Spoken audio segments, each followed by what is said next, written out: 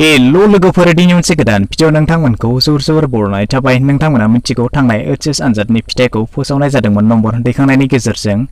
दा बे मोननाय नम्बरनि सायाव जुदि सोरबा फरायसाया गोजोननाय गैयाब्ला एबा मोननाय नम्बरजों उथ्रिसार जानो हायाखैमोनब्ला नोंथांमोननि थाखाय मोनसे जोबोरै मोजां खाबु ओंखारनानै फैदों। बे जाबाय स्पेशल HS आनजाद आरो बे आनजादा फैगौ गिबि अक्ट'बर खालारनिफ्राय जानो थांगासिनो दङ।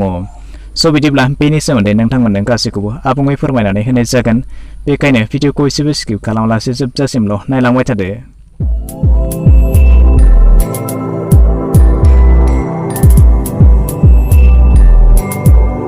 नोंथाङाबो थांनाय बोसोराव HS आनजादनि थाखाय एप्लाइ खालामदोंमोन नामा? नोंथाङाबो थांनाय HS आनजादाव फिथाइ मोननो हादोंमोन नामा?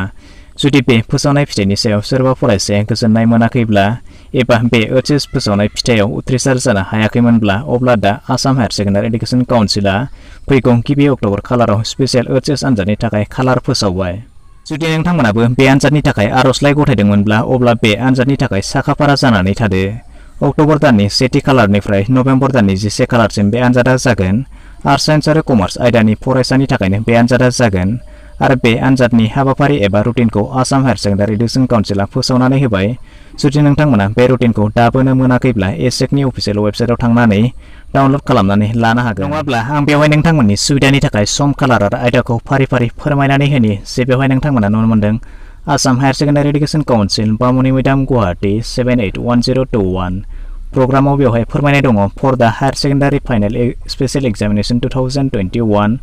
बेवहाय होखानाय खालार बायदि नोंथांमोना नुनो मोन्दों गिबि अक्ट'बरनिफ्राय बे आनजादा जागोन आरो बेवहाय सम बायदि होनाय दङ फुंनि बाहागोआव 9 बाजिनिफ्राय 7 बाजिसिम आरो बेलासिनि थाखाय दङ 1:30 4 4:30 गिबि अक्ट'बराव बेलासिनि बाहागोआव दङ इंराजि। बेनिफ्राय 4थि अक्ट'बराव बेवहाय बेलासिनि बाहागोआव दङ physics, accountancy, education, general foundation course 2। बेनिफ्राय 6थि अक्ट'बराव बेलासिनि बाहागोआव दङ modern Indian language alternative English. बेनिफ्राय 8थि अक्ट'बराव दङ बेलासिनि बाहागोआव chemistry, business studies, political science, vocational elective paper 4।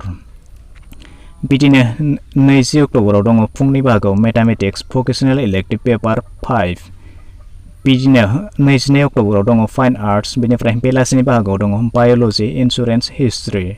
बिदिनो 25 अक्ट'बराव दङ फुंनि बाहागोआव इक'नमिक्स, भकेसनेल इलेक्टिभ पेपार 6। बिदिनो 27 अक्ट'बराव दङ बेलासिनि बाहागोआव एन्थ्रप'ल'जि, स'सिय'ल'जि, सेल्समेन्स एन्ड एडभार्टाइजिं। बिदिनो 29 अक्ट'बर खालि दङ फुंनि बाहागोआव कमार्शियेल मेथामेटिक्स एन्ड स्टेटिस्टिक्स। बेनिफ्राय जिअ'ग्राफि। 30 अक्ट'बराव दङ सेटारडे फुंनि बाहागोआव दङ स्टेटिस्टिक्स। बेनिफ्राय बेलासिनि बाहागोआव दङ होम साइन्स। 2 नभेम्बराव दङ बिदिनो IT, ITES, retail trade, agriculture, horticulture, health care, private security, tourism and hospitality. बेनिफ्राय बेलासिनि बाहागोआव दङ कम्पिउटार साइन्स। 5 नभेम्बराव दङ स्वदेश अध्ययन, इक'नमिक्स, जिअ'ग्राफि। बेनिफ्राय 8 नभेम्बर खालि दङ एडभान्स लेंगुवेज, संस्कृत, आरबिक, पार्सियान। बेनिफ्राय 11 नभेम्बर खालि दङ बेलासिनि बाहागोआव लजिक, फिल'सफि, बेंकिं आरो साइक'लजि। स' बिदिब्ला दिनैनि फिसा भिडिअआ बेखिनियानोसै। आसा खालामो नोंथांमोना भिडिअखौ नायनानै गासैखौबो बुजिबाय जानांगौ। जुदि माबाफोर गोनो गोथो थाबावोब्ला नोंथांमोना कमेन्ट सेक्सनाव थांनानै फोरमायहरनो हागोन आरो जुदि भिडिअखौ नायनानै मोजां मोनबायब्ला चेनेलखौ साबस्क्राइब खालामनानै लानोबो दाबावगारदो।